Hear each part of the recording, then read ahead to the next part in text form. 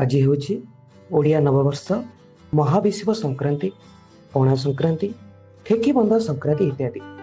ଆଜିର ଦିନକୁ ପ୍ରଭୁ ହନୁମାନଙ୍କ ଜନ୍ମ ଜୟନ୍ତୀ ରୂପେ ମଧ୍ୟ ବିଭିନ୍ନ ସ୍ଥାନରେ ପାଳନ କରାଯାଏ।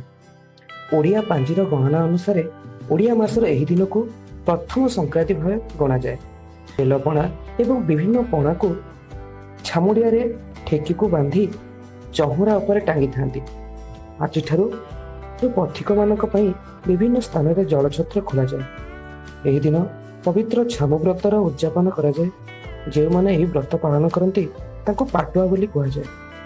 ଏହି ସମୟରେ ସୂର୍ଯ୍ୟଙ୍କର ପ୍ରଖର ତାପ ଯୋଗୁଁ ନଦୀ, ନାଳ ଓ ପୁଷ୍କରିଣୀ ଓ କୂପ ଇତ୍ୟାଦି ଶୁଖିଯାଏ। ସେଥିପାଇଁ ବିଭିନ୍ନ ସାଂସ୍କୃତିକ ଅନୁଷ୍ଠାନ ତରଫରୁ ବୃକ୍ଷମୂଳରେ ଜଳ ଦେବାର କାର୍ଯ୍ୟ ଦେଖିବାକୁ ମିଳେ। ମହାବିଷୁବ ସଂକ୍ରାନ୍ତି ଦିନ ଉତ୍କଳୀୟ ସଂସ୍କୃତିର ପରମ୍ପରା ଅନୁଯାୟୀ ପ୍ରତ୍ୟେକ ଦେବାଦେବୀଙ୍କ ମନ୍ଦିରରେ ଛତୁଆ ଓ ପଣା ଲାଗି ଭୋଗ ହୁଏ। ଆସନ୍ତୁ ନା, ଆଜି ଆମେ ଗର୍ବରେ କହିବା ଆମେ ଓଡ଼ିଆ।